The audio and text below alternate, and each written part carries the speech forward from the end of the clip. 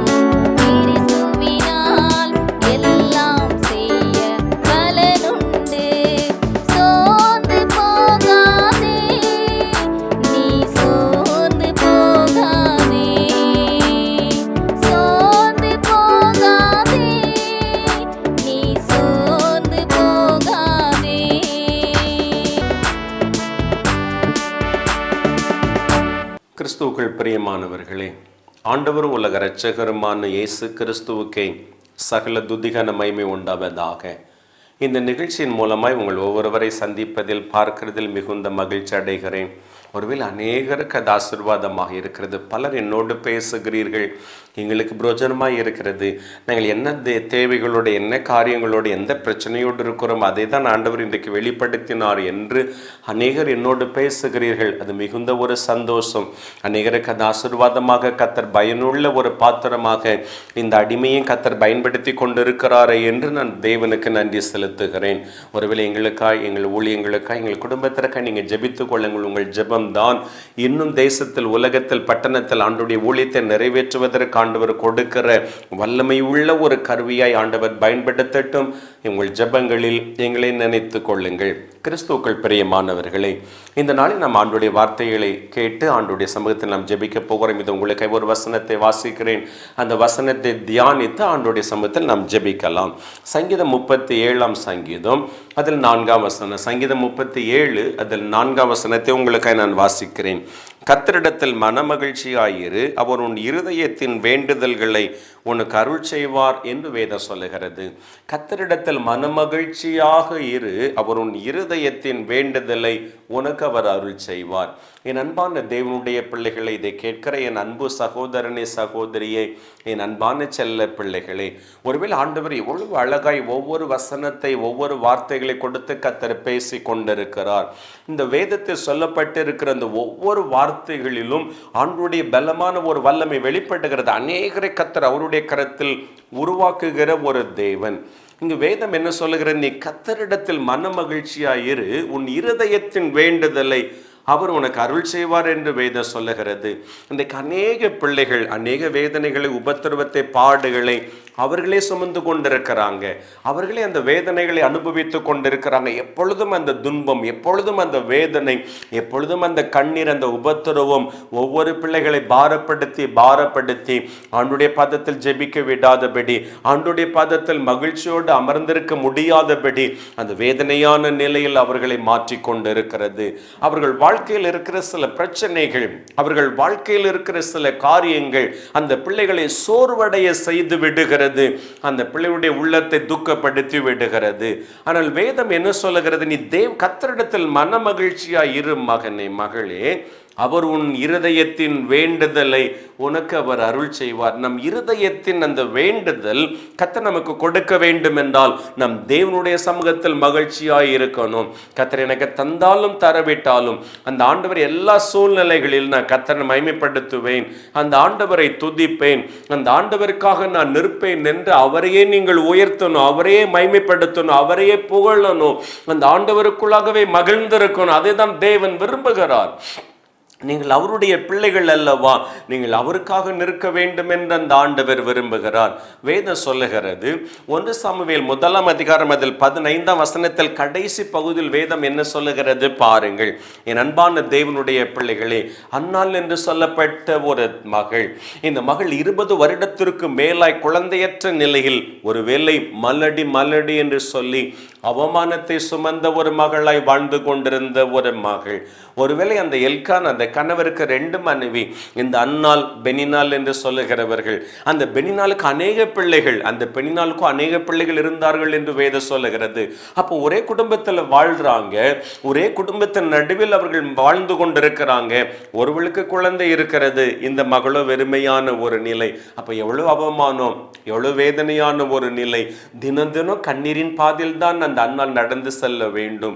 ஒருவேளை வேதனையான நிலையில் தான் அந்த அன்னாள் அழுது கொண்டிருந்தாள் என்று வேதம் சொல்லுகிறது. அதில் வேதம் என்ன சொல்லுகிறது? அது 6-7 வசனத்தில் வேதம் சொல்லுகிறது, இந்த அன்னாள் துக்கப்படும்படியாக அந்த அருமையான பெண்ணினால் இவளை மனமடிவாக மாற்றுவாள் என்று வேதம் சொல்லுகிறது. அப்ப தன் நிமித்தமாய், தன் பிள்ளையின் நிமித்தமாய் இந்த அன்னாளுடைய உள்ளத்தை காயப்படுத்தணும், அன்னாள் வேதனைப்படுத்தணும், அன்னாளை துக்கப்படுத்தணும், அன்னாள் அழ வைக்கணும். அதுதான் இந்த பெண்ணினாளுக்கு ஆசை. அந்த பெனினால் பக்கத்தில் இருந்து கொண்டு அதே காரியத்தை செய்து கொண்டது. இன்றைக்கு அதே அவமானத்தை சுமந்து கொண்டிருக்கிறீங்களா? உங்க மாமியார் திட்டுறாங்க, உங்களுக்கு குழந்தை இல்லை, அந்த ஆசீர்வாதம் இல்லை, அந்த பாக்கியம் இல்லை, எவ்வளவு அவமானத்தை சுமந்து கொண்டிருக்கிறீங்க. உங்க மாமியார் தினம் தினம் இப்படி வாழ்ந்து கொண்டு இருக்கிறாயே, எனக்கு சந்ததி கொடுக்காமல் வாழ்ந்து கொண்டு இருக்கிறாயே, என் பிள்ளையின் வாழ்க்கையை பாலாக்கி கொண்டு இருக்கிறாய் என்றெல்லாம் பேசி கொண்டிருக்கிறாங்களா? அந்த வேதனை நிமித்தமாக தான் நீங்க புலம்புறீங்க. உங்க உறவினர்கள், சொந்தக்காரங்கள் எல்லாரும் உங்களை அவமானப்படுத்துறாங்க, எல்லாரும் சந்தோஷமா இருக்கிறாங்க, நீங்க மாத்திர துக்கத்தோடு வேதனையோடு இருக்கிறீங்க. விசனப்படும்படியாக வார்த்தைகள், காயப்படுத்தபடியாக வார்த்தைகள், இந்த அவமானத்தை சுமக்கும்படியான வார்த்தைகள், தாங்கிக் கொள்ள முடியாத பல நிந்தனைகள், அவமானங்கள். உங்களால சந்தோஷமா இருக்க முடியல. இப்படிப்பட்ட நிலைகளில் நான் எப்படி மகிழ்ச்சியா இருக்க முடியும்? இப்படிப்பட்ட சூழ்நிலையில் நான் எப்படி என் இருதயம், என் உள்ளம் மகிழ்ச்சியாக மாற முடியும்? கர்த்தரிடத்தில் மன மகிழ்ச்சியாயிரு, உன் இருதயத்தின் வேண்டுதலை அவர்கள் உனக்கு அருள் செய்வார் என்று சொல்லப்பட்டது. எப்படி மகிழ்ச்சியா இருக்க முடியும்? இன்னைக்கு எத்தனை மாமியார் தன் மருமகளை காயப்படுத்துகிற ஒரு நிலை. இதை கேட்கிற என் அன்பு தாயே, அவங்களுக்கு குழந்தையில் அதை கர்த்தர் கொடுத்தாதான் அந்த குழந்தையை பெற்றுக்கொள்ள முடியும். உங்க வீட்டிற்கு வாழ வந்த அந்த மருமகளை எவ்வளவு காயப்படுத்துறீங்க, எவ்வளவு அவமானப்படுத்துறீங்க. இது பணம் கொடுத்தால் பெற்றுக்கொள்ள முடியுமா? பல லட்சம் கோடி கொடுத்தால் அது பெற்றுக்கொள்ள முடியுமா? ஆண்டவர் கொடுத்தால் தான் அதை பெற்றுக்கொள்ள முடியும். அது உங்களுக்கு தெரியாதா? நீங்களும் ஒரு தாய், நீங்களும் ஒரு பெண்ணாக தானே வளர்ந்தீங்க. இன்றைக்கு எத்தனையோ சகோதரிகள் புலம்பி புலம்பி அழுறாங்க. அவ்வளவு வேதனை, அவ்வளவு அவமானம். இந்த ஒரே ஒரு குழந்தை இல்லைன்னு எனக்கு வாழ்க்கை இல்லையா? இந்த ஒரே ஒரு குழந்தை இல்லைன்னு என் கணவர் ஒரு பக்கம், என்னுடைய மாமியார் ஒரு பக்கம், மாமனார் ஒரு பக்கம், அவர்களோடு பிறந்தவர்கள் எல்லாம் ஒரு பக்கம், என்னை அப்படியே குடும்பத்தில் ஒதுக்கி விடுறாங்க. நான் ஒரு ஆகாத மகள், நான் தள்ளப்பட்ட மகள், தரித்திரப்பட்ட மகள், நான் குறைவுள்ள மகள். ஒடுங்கி ஒடுங்கி எத்தனை பிள்ளைகள் வாழ்றாங்க. இது கேட்கிற தாயே, அந்த மருமகளுக்காக நீங்க ஜெபம் பண்ணணும், உங்க மகனுக்காக நீங்க ஜெபம் பண்ணணும், அந்த பிள்ளைகளுக்காக ஜெபம் பண்ணணும். ஆண்டவர் உதவி செய்வாரே. இந்த சக்கலத்தை பெண்ணினால் அவளை மனமடிவாக மாற்றிக்கொண்டே இருக்கிறாள். அவள் ஒவ்வொரு நாளும் புலம்பல், ஒவ்வொரு நாளும் அழுகை, ஒவ்வொரு நாளும் கண்ணீர். அதே 1 சாமுவேல் 1 அதிகாரம் 6 மற்றும் 8 வேதம் எப்படி சொல்லுகிறது? இந்த அன்னாலை பார்த்து அந்த எல்கானா சொல்லுகிறான், அன்னாலே, நீ ஏன் இவ்வளவு வேதனையோடு இருக்கிறாய்? இவ்வளவு வேதனையான பாரத்தை சுமந்து கொண்டிருக்கிறாய். 6 சொல்லுகிறது, 2 மடங்கு ஆசீர்வாதத்தை அந்த அன்னாளுக்கு கொடுக்கிறான், அந்த மகளுக்கு சந்தோஷம் கொடுக்கல. 8 வேதம் என்ன சொல்லுகிறது? ஏன் நீ அழுகிறாய்? ஏன் நீ சாப்பிடாது இருக்கிறாய்? ஏன் நீ வேதனையோடு இருக்கிறாய்? 10 குமாரர்களை பார்க்கல நான் உனக்கு அதிகம் அல்லவா? அந்த கணவனுடைய அன்பு வெளிப்பட்டது. ஆனாலும் அது அவளுக்கு நிரந்தரமான ஒரு தீர்வு கொண்டு வர முடியல. இன்னைக்கு எத்தனை சகோதரர்கள் உங்க மனைவி குறைவோடு இருக்கிறாங்க, வேதனையோடு இருக்கிறாங்க, நீங்க காயப்படுத்துறீங்க, அடிக்கிறீங்க, அவமானப்படுத்துறீங்க. உங்க சரீரம் உங்களுக்கு வாழ்க்கைப்பட்டு இருக்கிற ஒரு வாழ்க்கை துணை, உங்களோட அந்த மகள் வாழணும், உங்களோட அந்த மகள் ஆசீர்வாதத்தை பெற்றுக்கொள்ளணும், அந்த மகள் குழந்தையோடு தான் வாழணும்னு தான் விரும்புறாங்க. நீங்க காயப்படுத்தி காயப்படுத்தி குற்றப்படுத்தி எவ்வளவு அவமானப்படுத்தி கொண்டிருக்கிறீர்கள் உங்க மனைவியை. உங்க மனைவிக்காக நீங்க ஜெபம் பண்ண கூடாதா? நீங்க 2 பேரும் இணைந்து ஆண்டவருடைய பாதத்தில் ஆண்டவரே உதவி செய்ய என்று ஜெபம் பண்ண கூடாதா? கர்த்தரிடத்தில் வேண்டுதல் பண்ணுங்கள் என்று ஆண்டவர் சொன்னாரே. அந்த ஆண்டவருடைய பாதத்தில் வந்து விழுந்தால் அந்த ஆண்டவரால் அற்புதம் செய்ய முடியுமே, அந்த கர்ப்பத்தை ஆசீர்வதிக்க முடியும். எல்லாவற்றையும் இந்த ஆண்டவரால் செய்ய முடியும். அவரால் செய்யக்கூடாத காரியம் இந்த உலகில் பூமியில் ஒன்றுமில்லை என்று வேதம் சொல்லுகிறது. என் அன்பானவர்களே, பல வருடம் கண்ணீர், பல வருடம் அழுகை, வருடந்தோறும் அந்த பண்டிகைக்கு செல்கிறாள். ஆனால் இவள் துக்கத்தோடு வேதனையோடு தான் அவள் இருக்கிறாள். 1 வருடம் வருகிறது. அந்த வருடத்தில் வேதம் என்ன சொல்லுகிறது பாருங்கள். அதே 1 சாமுவேல் 1 அதிகாரம் 15 அந்த கடைசி பகுதி சொல்லுகிறது. ஒருவேளை அந்த ஏலி சொல்லுகிற, நீ எதுவரைக்கும் குடித்திருப்பாய், எதுவரைக்கும் வெடித்திருப்பாய், உன் குடியை உன்னை விட்டு விலக்கு, நான் பெலியாளின் மகள் அல்ல, நான் மனக்லேசத்தோடு இருக்கிறேன். அந்த கடைசி பகுதி சொல்லுகிறது, என் இருதயத்தை ஆண்டுடைய கரத்தில் ஊற்றிவிட்டேன், என் இருதயத்தை எல்லாம் நான் தேவனுடைய கரத்தில் ஊற்றிவிட்டேன். உங்கள் இருதயத்தின் வேண்டுதலுக்கு அவர் பதில் கொடுக்கிற தேவன் அல்லவா? இந்த மகள் தன் இருதயத்தையே கர்த்தருடைய பாதத்தில் ஊற்றிவிட்டாள். அந்த மகள் இருதயத்தை ஊற்றிவிட்டால். இத்தனை வருடம் இருதயத்தை வைக்கல, இத்தனை வருடம் அந்த பாரம் கொள்ளல, இந்த வருடம் தன் இருதயத்தை ஊற்றிவிட்டால். இனி என்னால வாழ முடியாது, எல்லாம் என் ஆண்டவருக்காக நான் அர்ப்பணிக்கிறேன், என்னையே ஒப்பு கொடுக்கிறேன். தன் இருதயத்தையே நான் தேவனுடைய பாதத்தில் ஊற்றிவிட்டேன். என் அன்பானவர்களே, அநேகர் அழுது கொண்டிருக்கிறீங்க, அநேக சகோதரிகள் புலம்பிக் கொண்டிருக்கிறீங்க.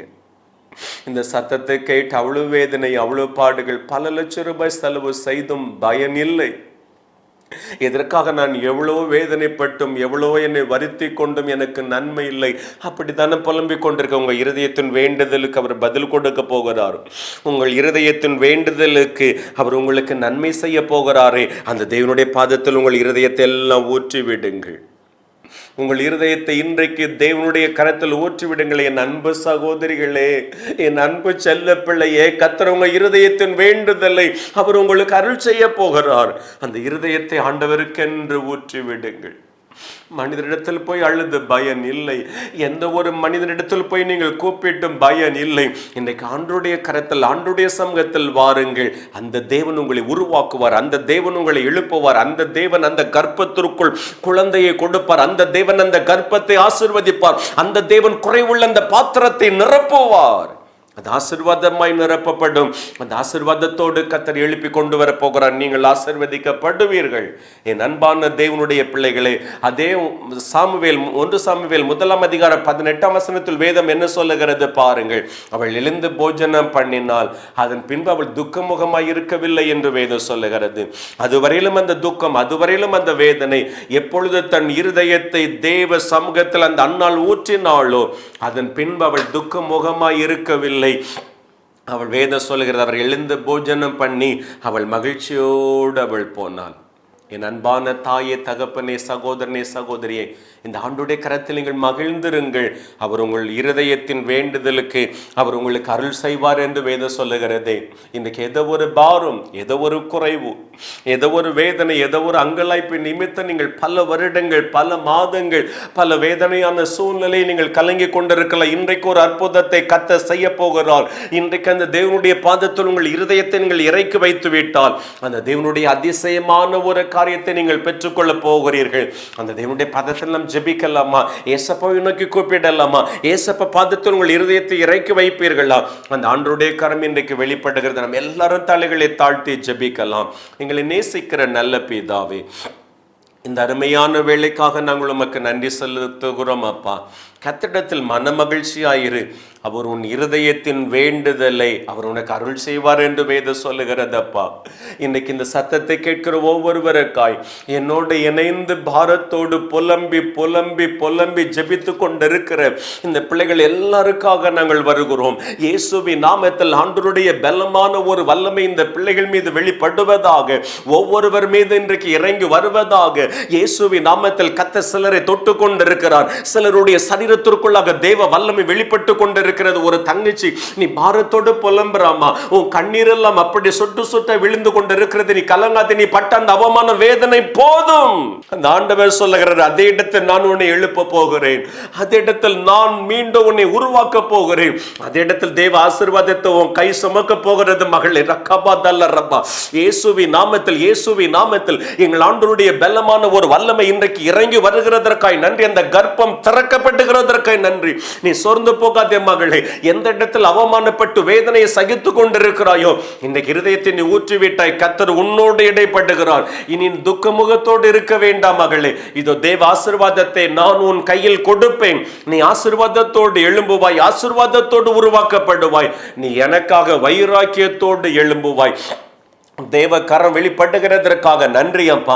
அநேகரை நீங்க தொடுங்க, அநேக பிள்ளைகளை நீங்க தொடுங்க. ஒவ்வொரு பெற்றோர்கள் மீதும் கரம் இறங்கி வரட்டும். தன் பிள்ளைகளுக்காய், தன் மருமகளுக்காய் ஜெபிக்கிற பிள்ளைகள், பாரத்தோடு குழந்தை பாக்கியத்திற்காய் ஜெபிக்கிற பிள்ளைகள், ஆண்டவரே என் கர்ப்பத்தை நினைவு கூறுவாரா, எனக்கு ஒரு ஆசீர்வாதத்தை கொடுப்பாரா, எனக்கு ஒரு நன்மை உண்டாகுமா என்று பாரம் கொண்டிருக்கிற ஒவ்வொரு பிள்ளைகளுக்கும் நீர் இறங்குவீராக.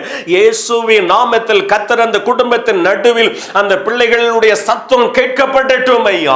இயேசுவின் நாமத்தில் அந்த குடும்பத்தில் ஒரு மகிழ்ச்சி உண்டாவதாக.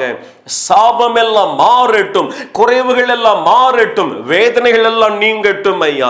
அந்த பிள்ளைகள் முழு குடும்பமும் மகிழ்ந்து தேவனை துதிக்கும்படி கர்த்தர் அற்புதத்தை செய்யுங்க. இயேசுவின் நாமத்தில் தேவனுடைய பலமான ஒரு வல்லமை இறங்கட்டும். பிரிந்து போன ஒரு குடும்பம் இன்றைக்கு நீங்க ஜெபித்து கொண்டிருக்கிறீங்க, இது என்னை இணைய போகிறது இல்லை, நாங்க தான் பிரிந்து விட்டோமே, இனி எந்த சூழ்நிலையில் அது இணைய போகிறது இல்லைன்னு நீங்க பாரம் கொண்டிருக்கிறீங்க. இது ஆண்டவர் சொல்லுகிறார், நான் மீண்டும் இணைத்து கட்டுவேன். என்னுடைய கரம் வெளிப்படுகிறது, என்னுடைய பலமான கரம் இன்றைக்கு நீட்டப்பட்டு விட்டது. சொந்து போகாதிருங்கள். அந்த குடும்பத்தை தேவன் மீண்டும் இணைத்து கட்டுகிறார். ஆண்டவருடைய வல்லமை வெளிப்படுவதாக. தடைகள் எல்லாம் மாறட்டும், வேதனைகள் எல்லாம் மாறட்டும். என் தேவனுடைய பலமான ஒரு வல்லமை இன்றைக்கு வெளிப்படட்டும் ஐயா. ஏசப்பா, நீங்க கிருபையோடு இந்த பிள்ளைகளை உயர்த்துகிறதற்காக, ஆசீர்வதிக்கிறதற்காக உமக்கு நன்றி செலுத்துகிறோம். எல்லாரையும் நீங்க பாதுகாத்து கொள்ளும். இனி இந்த பிள்ளைகள் பட்ட அந்த அவமான வேதனைகள், நிந்தனைகள் போதும் ஐயா. அந்த குடும்பத்தின் நடுவில் மாமனார் நிமித்தம், மாமியார் நிமித்தம், கணவன் நிமித்தம், அந்த குடும்பத்தில் அன்றுவரே சொந்தங்கள் நிமித்தம் படுகிற அந்த அவமான வேதனை எல்லாம் போதும். அதன் நடுவில் ஒவ்வொரு பிள்ளைகளுடைய முகங்களை பிரகாசிக்க பண்ணுங்க. ஒவ்வொரு பிள்ளையுடைய முகங்களை மகிழ்ந்திருக்க பண்ணுங்க. ஒவ்வொரு பிள்ளையுடைய இருதயத்தின் வேண்டுதலுக்கும் நீ நன்மை அருள் செய்த அந்த பிள்ளைகள் எல்லாம் ஆசீர்வாதமாக எழுப்புங்கப்பா. உமது கிருபையின் கரம் பலமை வெளிப்பட்டதற்காக நன்றி. தொடர்ந்து காத்துக்கொள்ளுங்க. இயேசு கிறிஸ்துவின் நாமத்தில் ஜெபிக்கிறோம் எங்கள் நல்ல பிதாவே. ஆமேன், ஆமேன். கிறிஸ்துவுக்குள் பிரியமானவர்களே, ஆண்டவர் உங்களுக்கு அற்புதம் செய்து விட்டார். இன்றைக்கே அந்த அற்புதத்தை உங்கள் கண்கள் காண போகிறது. சொந்து போகாதீங்க. அநேகரை ஆண்டவர் ஆசீர்வாதத்தோடு பாதுகாப்போடு கத்தர் எழுப்ப போகிறார். நீங்கள் அநேகருக்கு ஆசீர்வாதமாய் உங்கள் சந்ததியை கத்தர் உருவாக்க போகிறார். நீங்கள் மகிழ்ந்திருக்க போகிறீர்கள். நீங்கள் பெற்ற நன்மைகளை ஆசீர்வாதங்களை எங்களோடு நீங்கள் தொடர்பு கொள்ளலாம். அந்த ஸ்கிரீனில் வருகிற அந்த என்னோடு தொடர்பு கொள்ளுங்கள். உங்களோடு பேசுவதற்கு நான் ஆயத்தமாயிருக்கிறேன். ஒருவேளை ஜெபத்தில் ஒருவேளை ஊழியத்தில் இருந்தால் என்னால் பேச முடியாது. அதன் பின்பு நான் உங்களோடு பேசுகிறேன். ஒருவேளை சந்திக்கணும், ஜெபம் பண்ணணும், தனியாக பேச வேண்டும் என்று விரும்புகிறவர்கள் ஒவ்வொரு மாதமும் முதல் சனிக்கிழமை அன்று அந்த ஸ்கிரீனில் வருகிற அந்த அட்ரஸில் அந்த ஜெப டவர் இருக்கிறது. அங்கு நீங்கள் ஒருவேளை காலை 10 மணியிலிருந்து 2 மணி வரையிலும் உபவாச ஜெபம் நடைபெறும். அந்த பிரேயர் டவரில் உபவாச ஜெபம் நடைபெறும். நான் அங்குதான் மாலை வரையிலும் அங்குதான் நான் இருப்பேன். அது நீங்கள் வந்து பார்க்கலாம், வந்து பேசலாம், ஜெபத்தில் பங்கு கொள்ளலாம். அநேக மக்கள் வருகிறார்கள். நீங்கள் வந்து பாருங்கள், ஆண்டோடைய ஆசீர்வாதத்தை காணலாம். ஆண்டோடைய ஆசீர்வாதம் உங்களோடு நிறைந்திருக்கும். அடுத்த வாரம் இதே நேரம் இதே நிகழ்ச்சியை காணும் வரை அவனுடைய ஆசீர்வாதம் எல்லார் மேலும் நிறைந்திருப்பதாக. God bless you.